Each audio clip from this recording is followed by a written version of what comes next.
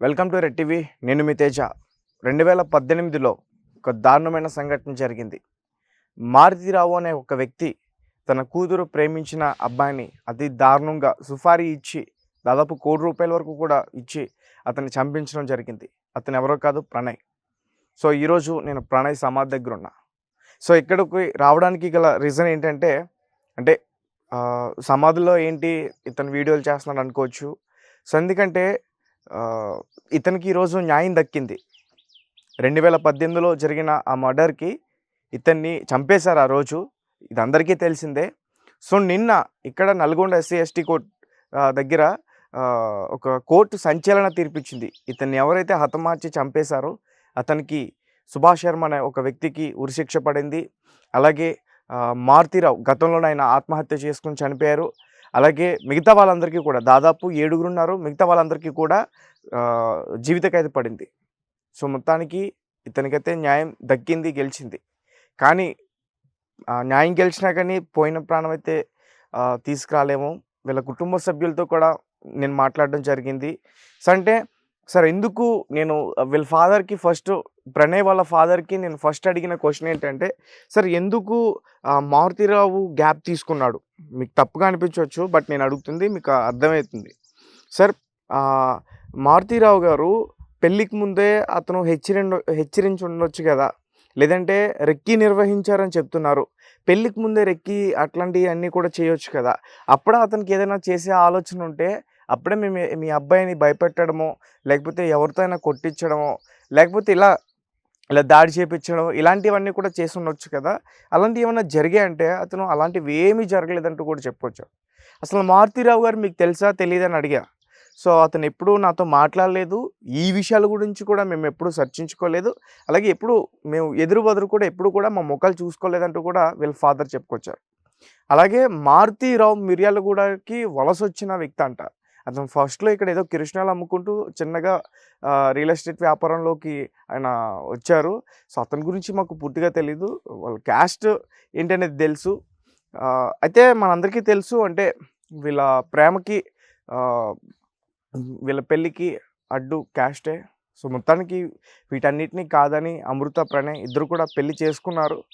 పెళ్లి చేసుకుని అమృత 5వ నెల గర్భంలో ఉన్నప్పుడు ప్రణయ్‌ని దారుణంగా చంపేశారు. మిర్యాలగూడ ఒక హాస్పిటల్‌లో తన హెల్త్ చెకప్ కోసం హాస్పిటల్‌కి వెళ్ళి అమృతని హెల్త్ చెకప్ చేయించి తిరిగి అదే హాస్పిటల్ నుంచి బయటకు వస్తున్న టైంలో రెక్కీ నిర్వహించారు ముందుగానే అక్కడ. సో జస్ట్ అప్పుడే బయటకు వచ్చారు. గేట్ బయటకి వచ్చిన వెంటనే వెనకాల నుంచి మాంసం కొట్టే కత్తితో వెనకాల నుంచి తన మెడపైన బలంగా ఒకటే వేటికి అతన్ని చంపేయడం జరిగింది. తర్వాత మళ్ళీ ఇంకొక కూడా వేటు వేశాడు, ఎక్కడ మళ్ళీ తను లేస్తాడు అని చెప్పేసి. సో ఆ విజువల్స్ అన్నీ కూడా మనం అప్పుడు చూసాం. 2018లో జరిగింది. సో మొత్తం దేశవ్యాప్తంగా కూడా ఇది సంచలనంగా మారిపోయింది. ఎందుకంటే ఈ కులానికి సంబంధించింది.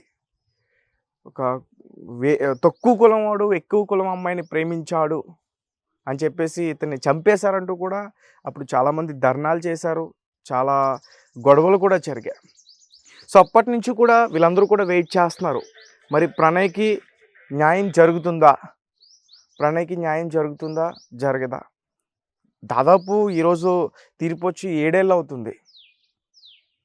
సో 7 ఏళ్ళకి మొత్తం న్యాయం అయితే జరిగింది. ప్రస్తుతం ప్రణయ్‌కి ఒక బాబు, అమృతకి ఒక బాబు. సో అతనికి దాదాపు 7 సంవత్సరాలు ఉంటాయని చెప్తున్నారు. సో ఆమె హైదరాబాద్‌లోనే ఉండిపోయింది. ఇంకా వీళ్ళ ఫ్యామిలీ మొత్తం కూడా ఇక్కడే ఉన్నారు. వీళ్ళు మీడియాతో మాట్లాడడానికి ఇష్టపడట్లేదు. ఎందుకంటే అయిపోయింది, మాకు న్యాయం దక్కింది కాబట్టి మేము ఇంకెక్కువ మాట్లాడం. ఇప్పుడు ఏదైనా మాట్లాడితే మేము అవతల వాళ్ళని రెచ్చగొట్టినట్టు అవుతుంది. అలాగే అప్పుడే సుపారీ గ్యాంగ్‌లు రెక్కీలు నిర్వహించారు. ఆ రోజే దానికి ముందు కూడా చాలాసార్లు రెక్కీ నిర్వహించారంట వాళ్ళు. వాళ్ళ ఇంటి దగ్గర కూడా సీసీ కెమెరాలో చెక్ చేస్తే అవన్నీ కూడా బయటపడ్డాయి. సో ఇందులో విషయం ఏంటంటే అమృత చెప్పిన వెర్షన్ మనం చూస్తే మా నాన్న కాకుండా మా చిన్నాయన, అంటే మారుతీరావు గారి తమ్ముడు. సో ఆయన వీళ్ళ నాన్నగారిని రెచ్చగొట్టాడంట. మన ఇంటి పరువు తీస్తుంది, బయటికెళ్ళి బజార్ పాలు చేస్తుంది, సో వదలొద్దు అని చెప్పేసి. సో అంటే వీళ్ళు అటాక్ చేయాలనుకున్నప్పుడు ఒకవేళ చంపే ఉద్దేశం ఉండి అటాక్ చేయాలనుకున్నప్పుడు ముందే చేయొచ్చు. నాకేమనిపించిందంటే నిజంగానే మారుతీరావు గారే ఇది కావాలని చేపిచ్చారా? లేదా? ప్రస్తుతం ఈ కేసులో ఆయన ఏ1గా ఉన్నారు. ఆయన ఆత్మహత్య చేసుకొని చనిపోయారు. కానీ అమృత చెప్పిన వెర్షన్ చూస్తుంటే ఎందుకో కొన్ని మళ్ళీ డౌట్స్ క్రియేట్ అయినాయి. సో, అందుకనే వీళ్ళ ఫాదర్‌ని కూడా అడిగా. సార్ అసలు మీరు పెళ్లి గురించి మాట్లాడారా?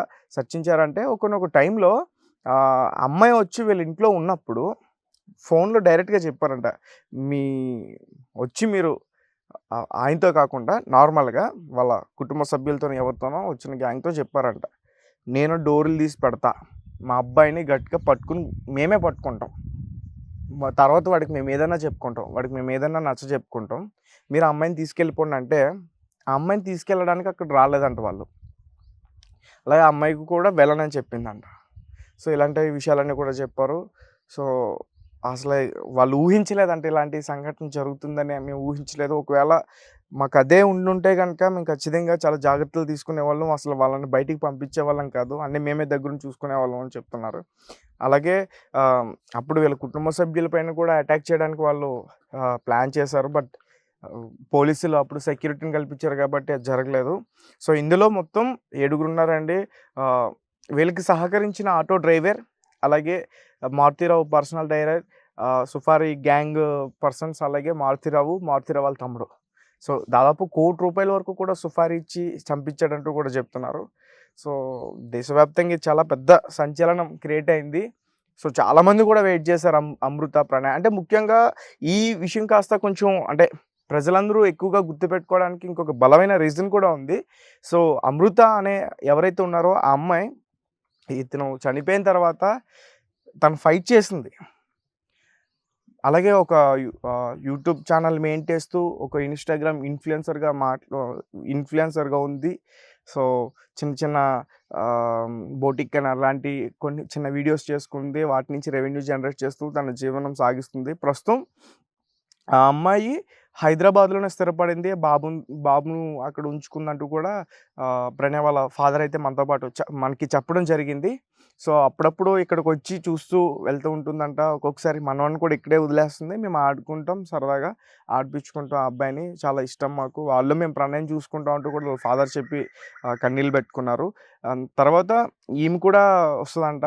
అండ్ వీళ్ళ మదర్ మారుతీరావు గారి అమృత వాళ్ళ మదర్ మారుతీరావు గారి వాళ్ళ భార్య. సో, ఆమె కూడా కలిసింది. వీళ్ళతో పాటే ఉంటుంది. కూతురుతో పాటే ఉంటుంది. సో, ఎటువంటి విభేదాలు అలాంటివేమీ లేవు. సో, వీళ్ళ ప్రేమ దాదాపు చాలా ఏళ్ళ నుంచి, అంటే ఇతను 10th క్లాస్, ఆ అమ్మాయి 9th క్లాస్ ఉన్నప్పటి నుంచి కూడా ప్రేమించుకుంటున్నారు. బీటెక్ అయిపోయిన తర్వాత పెళ్లి చేసుకుందాం అనుకున్నారు. ఇంట్లో చెప్తే ఒప్పుకోలే. అమృత వాళ్ళ ఇంట్లో ఒప్పుకోలేదు. వీళ్ళ ఇంట్లో ఒప్పుకున్నారు. సో, తర్వాత చంపేస్తామని బెదిరించిన ఆమె చనిపోతానని చెప్పింది కానీ ఇతన్ని వదిలి నేను ఉండలేనంటూ కూడా చెప్పింది. సో, తర్వాత ఇంకా ఎవరు ఒప్పుకోకపోయేసరికి హైదరాబాద్ ఆర్య సమాజ్‌లో వీళ్ళు పెళ్లి చేసుకొని ఇంకా అమ్మాయిని ఇంటికి తీసుకొని వచ్చేసారు. సో, మొత్తానికి వీళ్ళ పెళ్లి అలా జరిగింది. సో, ఫైనల్‌గా దీంట్లో చెప్పేదేంటంటే కులమే కారణం. ప్రణయ్ యొక్క చిన్న క్యాస్ట్ అని చెప్పేసి తనని చంపేశాడు. సో, దానివల్లే వాళ్ళ జీవితాలన్నీ కూడా పోయాయి. కొన్ని కుటుంబాల జీవితాలు పోయాయి. తప్పు లేదు. ఎందుకంటే వాళ్ళు చేసిందంత తప్పు. ఎందుకంటే ప్రణయ్ వాళ్ళ ఫాదర్ చెప్పినట్టే ప్రణయ్ కొడుక్కి ఫాదర్‌ని తీసుకురాలేము. అమృత కొడుక్కి ఫాదర్‌ని తీసుకురా, అతనికి భర్తను తీసుకురా, నా కొడుకుని తీసుకురాలే. వాళ్ళ అమ్మ, వాళ్ళ తమ్ముడు మొత్తం కూడా చాలా బాధపడుతున్నారు. చాలా మంచి ఫ్యామిలీ. అందరూ కూడా చాలా ఎడ్యుకేటెడ్ పర్సన్స్ వాళ్ళు. వాళ్ళ తమ్ముడు కూడా ఎంబీబీఎస్ చేసి డాక్టర్ అంట. సో, ఇతను కూడా మంచి జాబ్ చేస్తున్నాడు, సాఫ్ట్‌వేర్. సో, అట్లాంటి చేతికొచ్చిన కొడుకు ఇట్లా కళ్ళ ముందే అట్లా అయిపోయేసరికి ఆయన ఆ టైంలో చాలా ఇదైపోయారంట. తేరుకోవడానికే మళ్ళీ ఒక 1 ఇయర్ టైం పట్టిందని నాతో చెప్పడం జరిగింది. సో, అంటే ఇవన్నీ నేను ఎందుకు ఇలా చెప్తానంటే అతనికి చెప్పిన అంటే, సార్ అంటే మాట్లాడండి సార్ ఒక 10 నిమిషాలు. చాలా రోజుల తర్వాత మీకు న్యాయం జరిగింది కదా సార్. అసలు పట్టించుకోరు ఎవరు కూడా. బట్ అందరూ కూడా ఫోకస్ చేశారు. అసలు న్యాయం జరుగుతుందా అని చెప్పేసి. అండ్ ఇది జరిగిన తర్వాత అప్పుడు ఎస్పీగా ఉన్న రంగనాథ్ గారు కూడా ఆయన కూడా వెంటనే రెస్పాండ్ అయ్యారు. మీడియాతో కూడా మాట్లాడారు ఆయన ప్రెస్ మీట్ పెట్టి. సో, ఆయన కూడా ఈ కేసుకి సంబంధించి చాలా ఇన్వెస్టిగేషన్ చేశారు. మారుతీరావు గారి దగ్గర నుంచి చాలా విషయాలన్నీ కూడా బయట పెట్టడం జరిగింది. సో, తర్వాత ఆయన మధ్యంతర బెయిల్ మీద బయట ఉండి సంథింగ్ ఆయన హైదరాబాద్లో ఆత్మహత్య చేసుకుని చనిపోయారని చెప్పేసి కూడా అన్నారు. సో అది నిజమే. కానీ తప్పదు, తప్పు చేసిన వాళ్ళు ఖచ్చితంగా శిక్ష అనుభవించాల్సిందే ఎవరైనా సరే.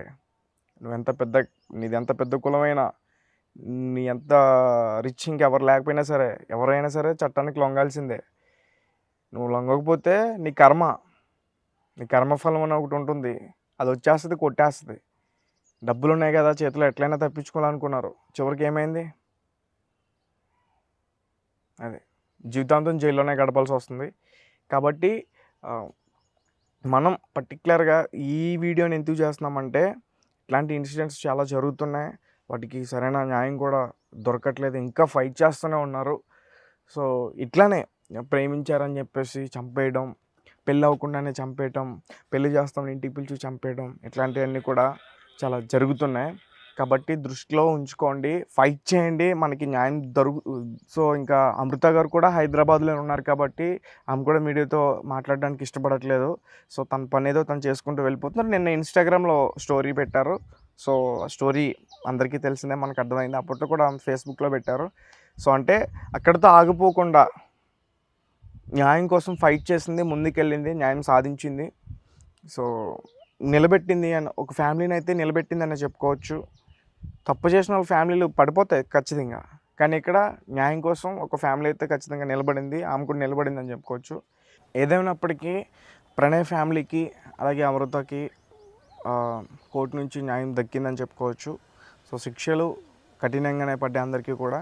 సో త్వరలోనే అతను కూడా ఊరి శిక్ష వేస్తారు. So thank you so much.